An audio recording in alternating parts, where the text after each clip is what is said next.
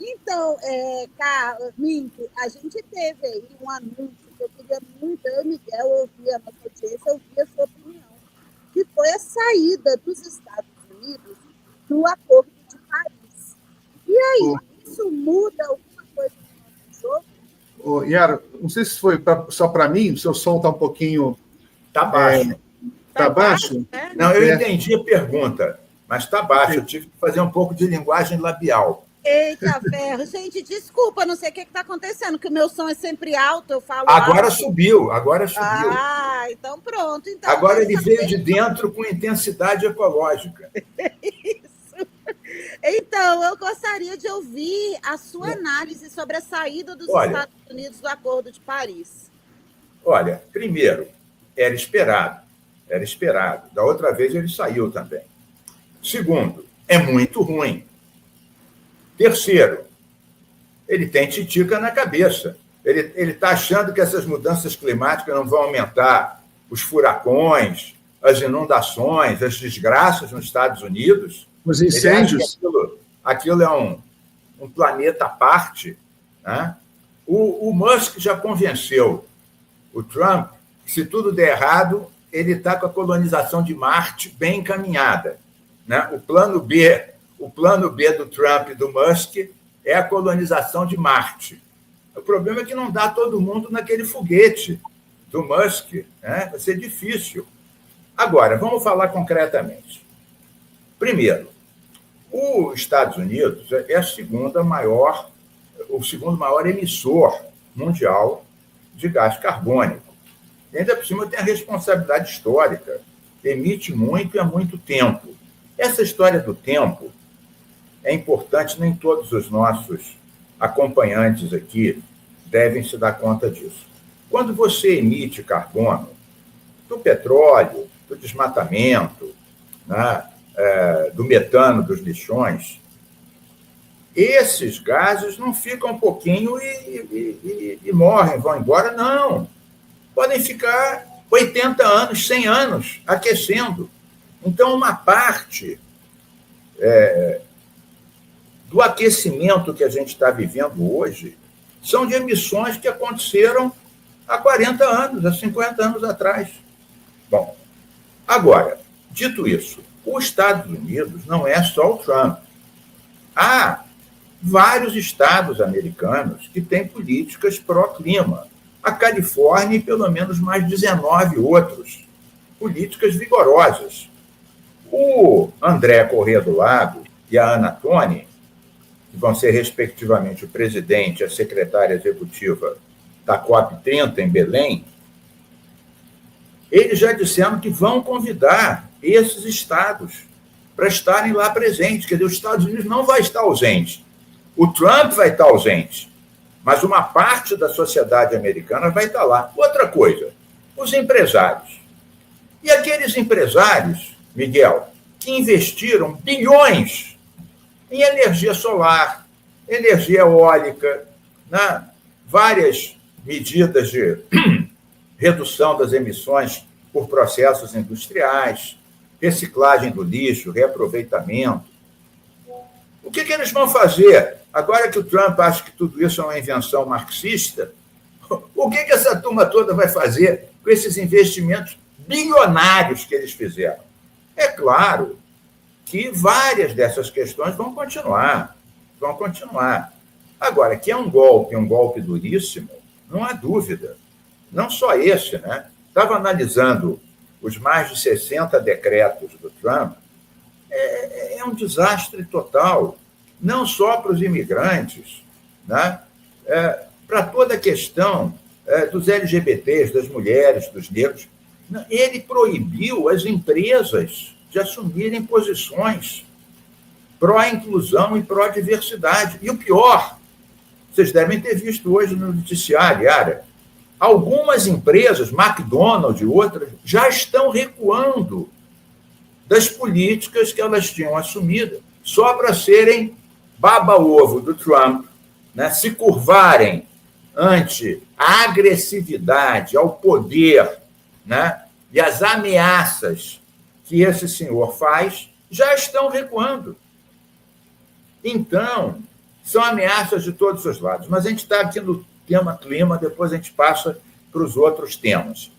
É claro que é um baque, até porque estava imaginando que os Estados Unidos tivesse ganho a Ramallah, seria um dos países que entraria com recursos para os fundos climáticos, inclusive para o Fundo Amazônia, que eu próprio criei em 2008, e o Fundo Clima, que eu próprio criei em 2009. Eu estava imaginando que os meus fundos lá, eu estou brincando, os fundos brasileiros, né, e do planeta, vai chover recursos para esses fundos, sem dúvida, mas os recursos americanos seguramente não vão existir, ou muito poucos, até porque ele é tão vingativo, tão cruel e perverso, que se uma empresa individualmente colocar lá, ele vai em cima dessa empresa, vai retaliar, vai taxar, vai excluir de algum edital. Quer dizer, ele é uma figura muito terrível mesmo. Então, é claro que para o clima isso foi um desastre. Agora, como eu disse, era esperado, tem alternativas, ele não fala por todos os Estados Unidos, muitas coisas que estão em andamento não vão voltar para trás, na Califórnia e outros estados, mas é uma notícia muito ruim para o clima e para a civilização no geral.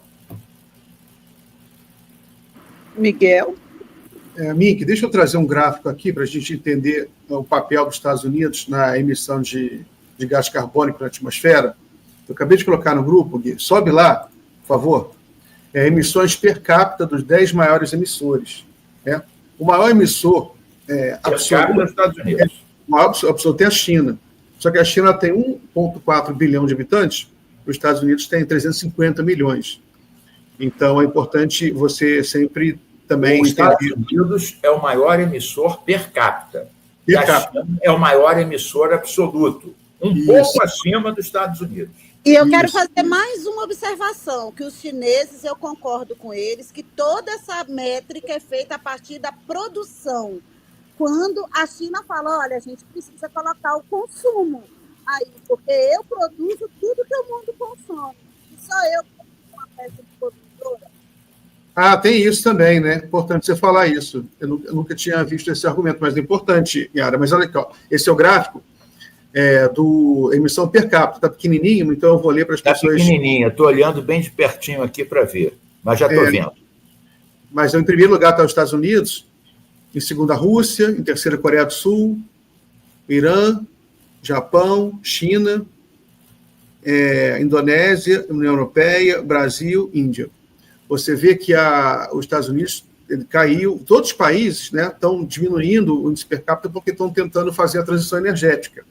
A própria China, conhecida, é um dos países que está mais investido em transição energética. Os próprios Estados Unidos também, eles têm investido, muitos estados, uma parcela importante da sociedade americana é muito consciente, tem muitas ONGs ambientais nos Estados Unidos, na Europa. Então, é realmente muito triste que agora, por parte do presidente da República, você tenha, dos Estados Unidos, você venha uma decisão dessa, que não foi só essa, uma que chocou muito o mundo foi sair da Organização Mundial de Saúde. Da OMS. Isso é muito chocante. Como é que alguém faz uma coisa dessa, Mink? Olha, a mesma pessoa que assinou isso colocou como ministro de Saúde um sujeito que a principal bandeira é contra as vacinas. Não só a vacina da Covid, as vacinas em geral. Ou seja, é um alucinado contra a ciência. Agora, eu te digo uma outra coisa que eu estava pensando aqui, Miguel, Yara. No Brasil, mais da metade desses atos que o Trump assinou não poderiam ser feitos por decretos. Teriam que ser feitos por leis ou emendas constitucionais. Imagina se um presidente do Brasil assinasse um papel e dissesse, agora no Brasil só tem 2 sexos, masculino e feminino. Assinou o papel. O que é isso? Pois é, Tem uma dele que vai cair agora. Essa de dizer que o filho do imigrante nascido nos Estados Unidos não é americano, porque isso está na Constituição. 22 governos estaduais entraram na justiça, e mesmo uma corte conservadora e majoritariamente 6-3 pró-trumpista, eles vão derrubar essa medida, porque aí já é um escárnio, uma canetada de uma pessoa tirar uma coisa que está há mais de 100 anos na Constituição. Agora, tirando esse, que é, digamos assim, um escárnio total, mais da metade do que ele assinou, aqui no Brasil, um presidente não poderia assinar isso. Teria que ser através de uma lei discutida no parlamento, sancionada pelo presidente, ou vetada parcialmente, em suma, um processo legislativo normal. Agora, eu faço uma outra observação antes de devolver para vocês. Na política, na economia e no clima, não existe espaço vazio. O Trump saindo da questão climática, outros países, sobretudo a China e a Europa, vão ocupar esse espaço. E vão produzir mais equipamentos, vão ser chamados por mais países, né, para resolver questões ambientais, vão ser mais parceiros. Quer dizer, os Estados Unidos, toda a retórica do Trump é enfrentar a China, enfraquecer a China, e, no fundo, ele está dando de bandeja para a China um protagonismo nessa e em outras questões enorme. Ou seja, ele está dando um tiro no pé. Além de dar um tiro no clima, um tiro no bolso, está dando um tiro no pé, porque está entregando para a China e outros o protagonismo de um espaço que ele está saindo fora, achando que ninguém vai ocupar. Ledo engano. Inclusive, Mink, você sabe que eu cubro China, né? Todos os dias. Sim. E é exatamente a sua análise, que é a análise dos especialistas chineses, com uma pessoa, um país a mais, que somos nós, e o BRICS de um modo geral. E com a saída dos Estados Unidos do Acordo de Paris, recai sobre nós, que são os maiores países da economia global, com a maior diversidade, do Brasil. Lógico que tem outros países importantes. Ô, Yara, o seu som está dando problema de novo. Gente, que coisa. Cai e fica assim meio inaudível, uma coisa estranha. É verdade, para mim também. Eu já até mudei. Essa daí então melhora agora? Melhorou. Esse daí eu vou mandar para você pelo Zap, para você ver. É muito interessante essa ponderação dos chineses. Que, olha, a gente precisa a partir do consumo e não da produção, porque a China ela é o chão de fábrica do mundo. Né? E aí eles ponderam esse olhar aí, vamos medir essas emissões de gases. Bota nos comentários aí, tem que medir dos dois, né? Tem que medir da produção, porque as fábricas têm que reduzir a poluição. Exatamente. Mas essa ponderação é importante. Eles querem um equilíbrio nisso daí para poder dividir as tarefas de enfrentamento à crise climática. Ô, Miki, só para te fazer uma observação, essa coisa essa loucura do Musk, e que o Trump falou também, né, agora, de mandar todo mundo para Marte, né? Ou seja, destrói o planeta, vai todo mundo morar em Marte. Só para lembrar as pessoas que Marte, não dá para morar em Marte, entendeu? Uma pessoa morre em Marte em 30 segundos. Marte é radioativa. Marte não tem proteção atmosférica.